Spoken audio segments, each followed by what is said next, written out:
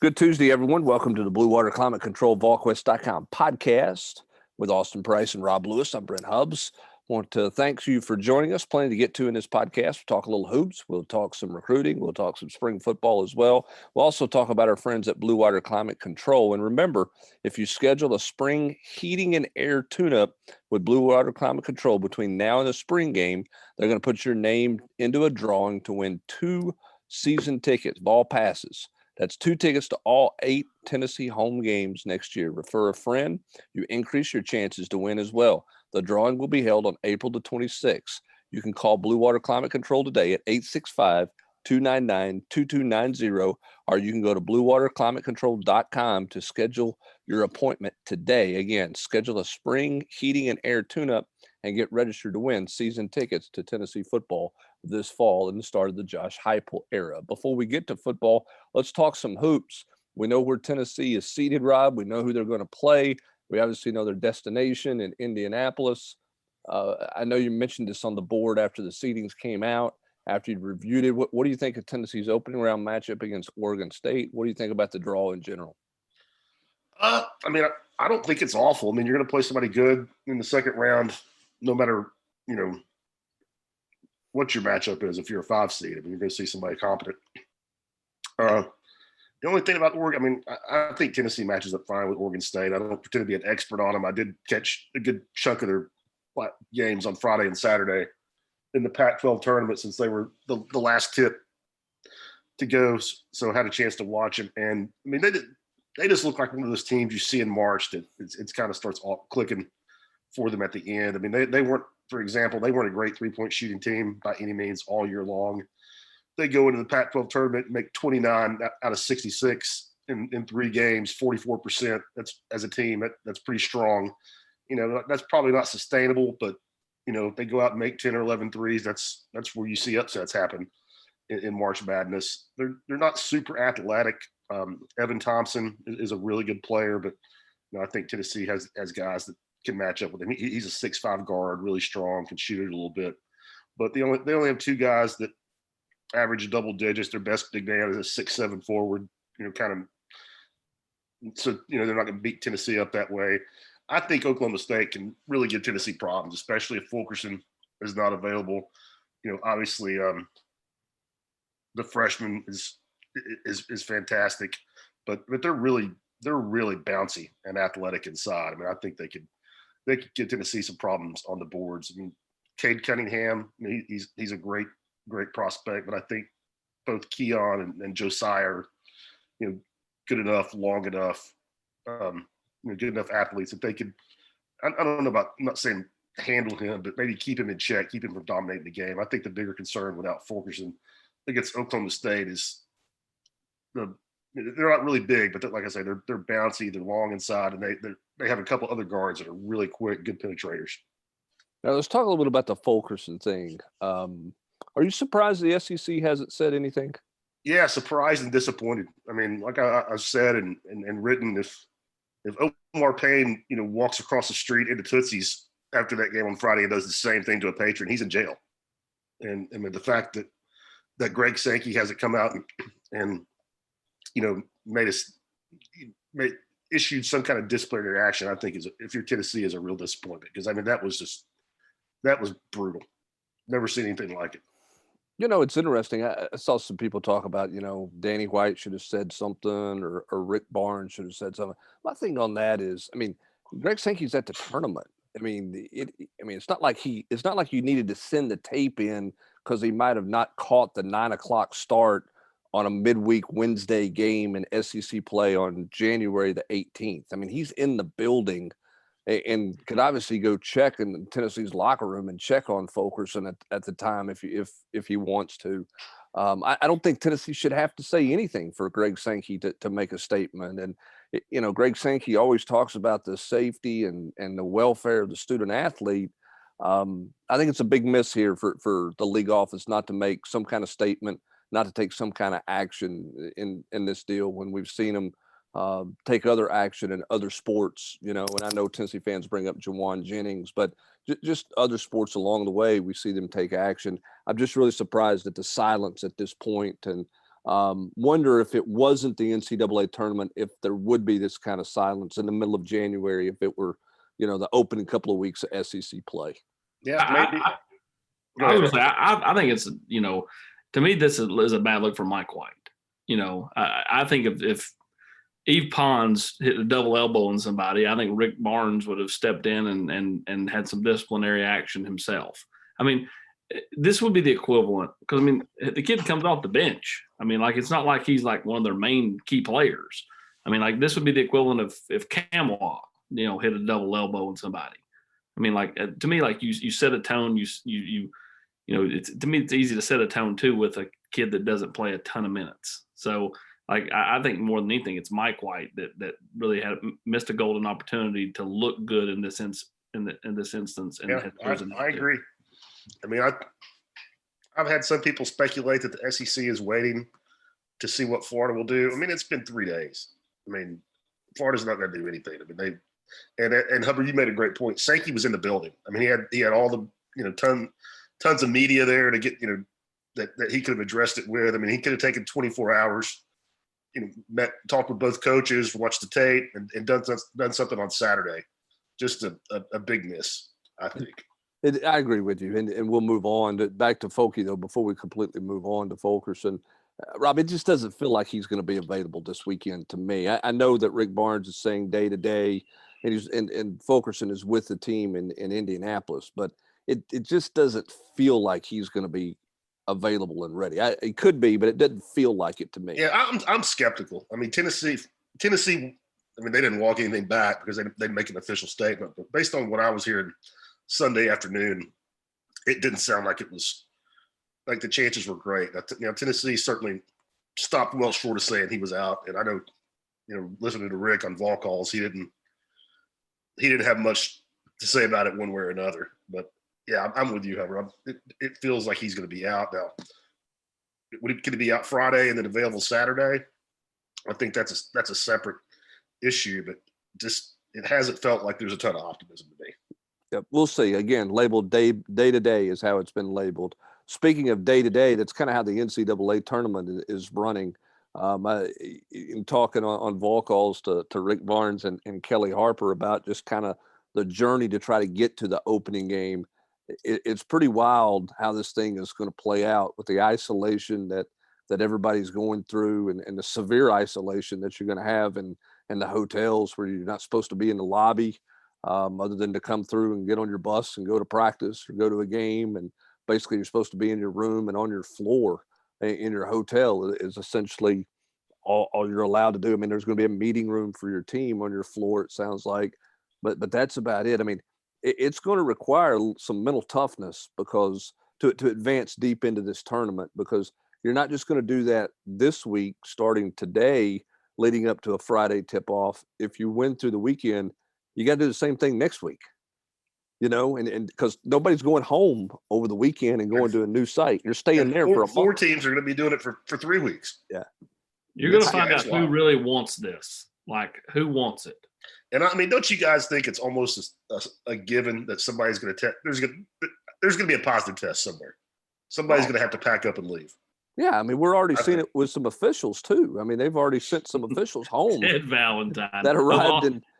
They arrived in Indianapolis, test positive, and you guys got to go home. But yeah, it absolutely feels like, Rob, that somebody is going to, somebody's going to test positive, and if they do, how are you going to say that you didn't have contact tracing and you're only going to send a couple of guys home and keep your team there? I don't know how you're going to be able to pull that part off if you get a positive test back. You remember, Hubs, when we got to the high school football season, and we all were all in agreement that there's going to be some teams that would fall by the wayside and miss time due to COVID. But when we got to the playoffs, I think we all kind of agreed at that point in the year, everybody's going to quit testing and push through and make sure that nobody got eliminated because of COVID. The interesting thing here is you can't control the testing at this level, but I have a tough time believing, okay, let's say, I'm just throwing out a random name. Let's say Alabama gets a COVID test in round 2 and they have to exit. Do you think the same thing would happen if Alabama got a COVID outbreak in the semifinals. If they were in the Final Four, I don't. I think they'd push everything back because I think there'd be such a public outcry about it. I think they would push everything back. What do you guys think? Because I think that dynamic's going to be interesting to me. Yeah, I think if it was a Final Four, I mean, I think I could see them doing that. I don't see them doing that before the Final Four, but I think that's a good point because I mean that would really cheapen things if somebody gets a bye in the semifinals, in the championship game. Yeah, and I mean, and if it's not like you're, I don't think it's. It's not like they have anything else going on in Lucas Oil Stadium 10 days from there. I mean, it's been a weird enough season where I think I agree with you, AP. I think they would push it back instead of having Final Three. Well, wow. You just have them hang out for another week up there? Well, that's what I'm saying. Like, that whole part's interesting. It's just it's bizarre. Yeah, you're going to have them hang out for another week, or are you going to send them back home and open everything back up to the possibility of not being in quarantine and and somebody being exposed back on campus? And I don't know. I mean, I think there's going to be some NCAA officials who aren't going to sleep for the next month, Rob, or the next 3 weeks, because I just think every day you're going to wake up and hope that there's not going to be any testing or there's not going to be any positive test.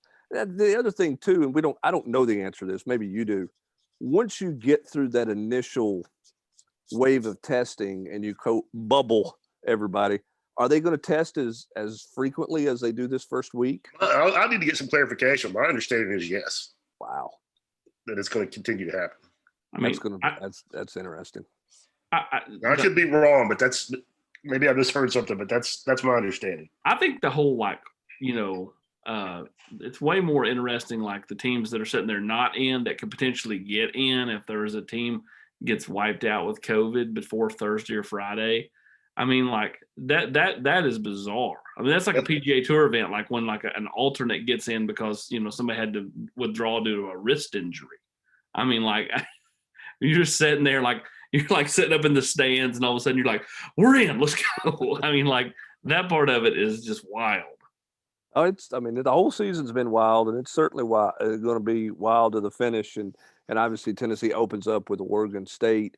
I think mental toughness, though. I think who handles I don't think the mental toughness is a big deal going to the first game, but I think as you move forward, it's going to really test your mentality. I think going to the Sweet 16. I think it's going to be hard. I mean, I think it's going to be hard on guys to stay that locked in and stay that isolated, because here's the thing. I mean, throughout the season, they haven't been able to have dinners together, or maybe they've had to go back to their apartments, their dorms. They haven't hung out as much as they normally do, but they've gone places.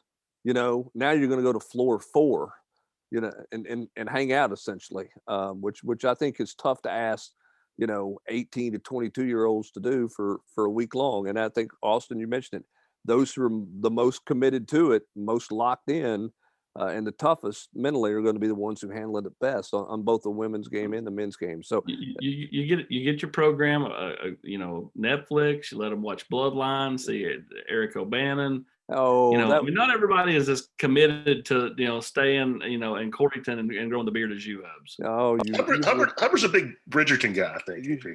I have no idea. He's the Queen's Gambit, Rob.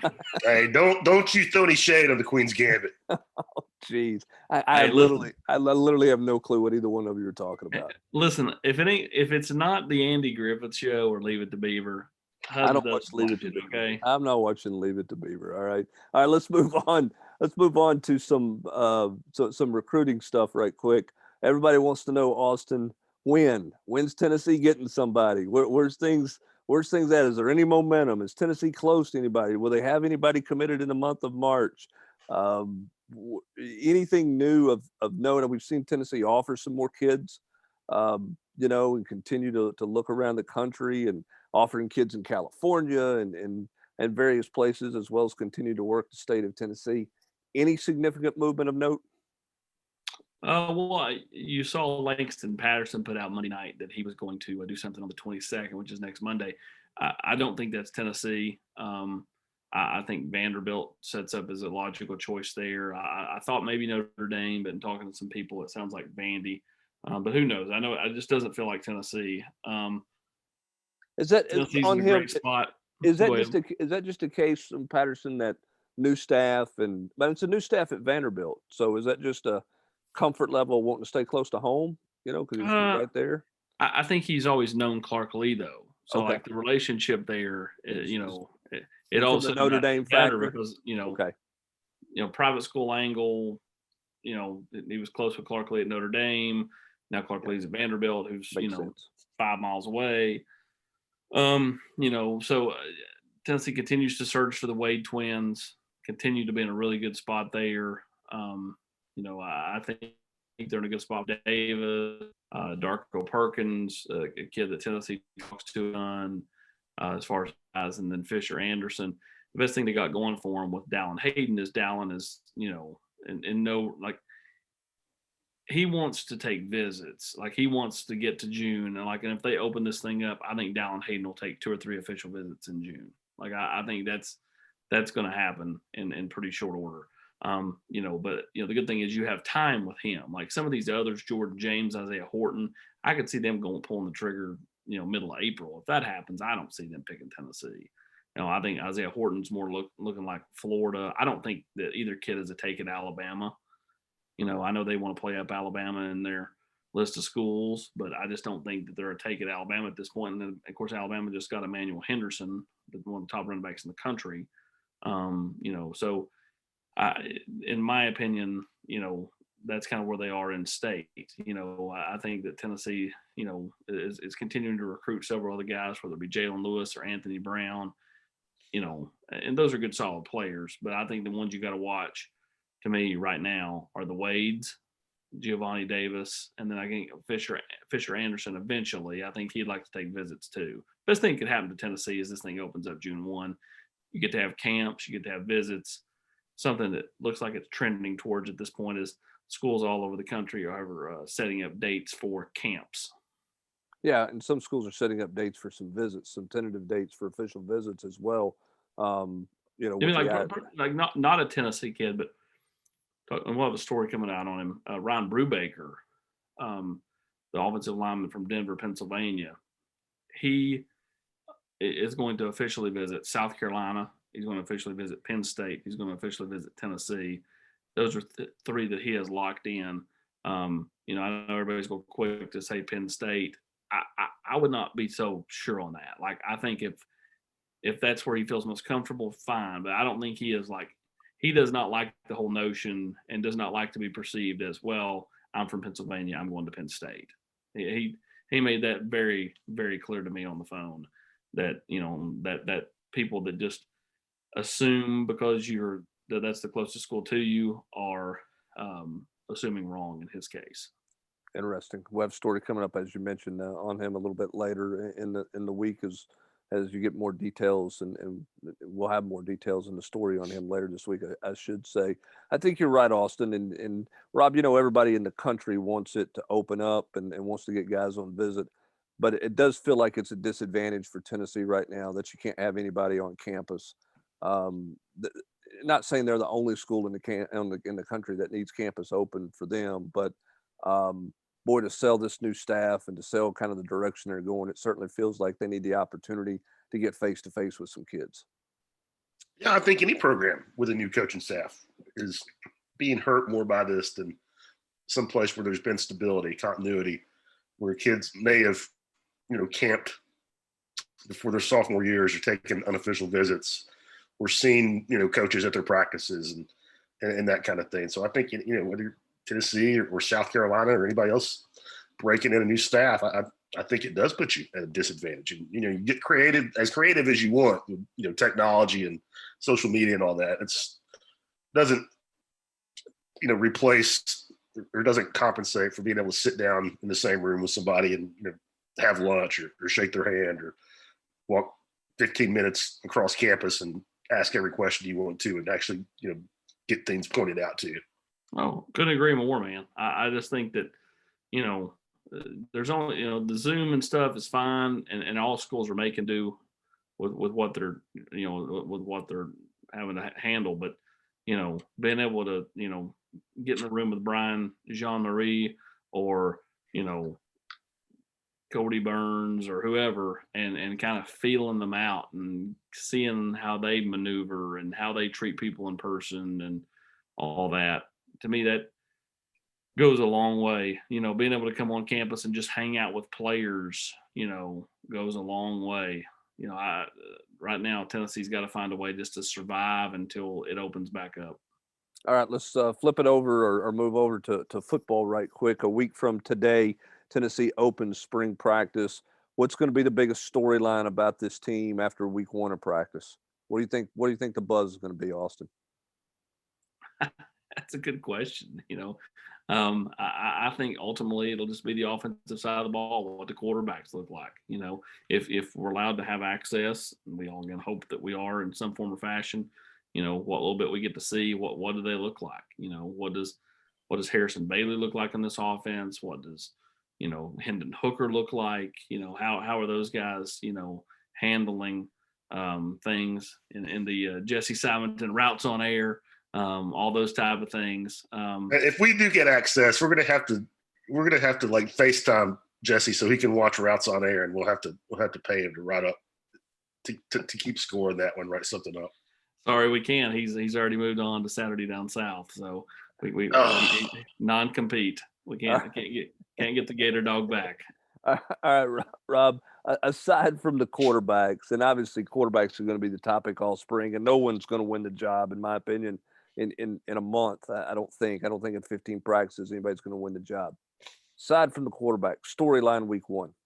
I mean, do the sophomore receivers, do they create any buzz? I think everybody feels like, everybody that's optimistic that the offense can do something feels like they're going to have some playmakers on the perimeter. Do they create any buzz? Is there, what do they look like at linebacker? Just what's the depth chart look like simply? And are guys moving around? Where's Steve Beckwith at? Secondary, what do you have outside of Alontae Taylor? I know you've got guys who have played at safety, but I wouldn't exactly call Flowers and McCullough established, veterans that have played at a high level. What's Willie Martinez do there? I think there's a lot. Who's at left tackle? What does the offensive line look like? You got some pieces there, but left tackle I think is a question mark. And I'm with AP quarterbacks. Everybody's going to want to know what Salter looks like. How does Bailey look like he's improved? And you get your first look at Hooker. What do you think?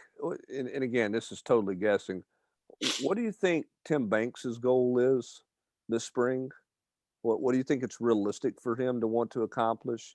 Same thing on the offensive side of the ball. I guess you say Josh Heupel, it's his offense, but what do you think if you could get them on the Zoom call here for the podcast and could get them going, what do you think their realistic goals are for this spring? Get comfortable. Have the players be comfortable, have themselves be comfortable, and not, and just make it. Is it as simple as everybody wants to let on? We all know how Jeremy was about how simple his defense was, and then everybody said otherwise. So how user friendly is everything? If it's user friendly, then I think this team can maybe grasp it and get more comfortable themselves sooner rather than later. Rob? I think for Banks, it's establishing a two deep. Who can play? Who can, who do you feel like can help you? Where do we really need to get ultra aggressive in the transfer market? And on the offensive side of the ball, I've broken record at quarterback. I think you need to leave spring practice knowing who your quarterback's going to be, who's going to be leading 7-on-7 in the summer, who's going to be going into fall as your number one guy. That's an obvious thing, but it's obvious because it's such a big deal. On a maybe a little bit of a different note, do you think everybody makes or we make too big of a deal out of what you can accomplish in spring practice and how significant spring practice is? You think about a year ago, you got new staffs being in place around the country. Ole Miss, obviously, Sam Pittman at Arkansas. And you look at what those guys got done. They never had spring practice. They didn't have a typical summer. They had an unusual preseason camp. And they went out and were competitive week in and week out. So, do you think we get caught up in all this stuff that you got to get done or need to get done? Is it is some of it overblown in terms of what's realistic about what you're accomplishing in spring practice in terms of Yeah, specifics? some of it is overblown, but I think that, as big as anything is just changing the culture, changing the mindset, having more fun, having better chemistry. Again, I continue to, harp on that. Like, how much is that worth? How much is better staff chemistry? How much is better team chemistry? How much is that stuff worth, to a Tennessee football program, going forward, because I think it matters a good deal. So yeah, I mean, I think it's important for some of these young kids or less proven players to continue to get more practice time, to learn how to work, to continue to hone their craft. So I do think that parts of it are important, but I don't think you can just, bank on, all these things you have to get done, or it's going to be a failure. I think you can take a lot of positives out of spring, even if you maybe don't look great on the field.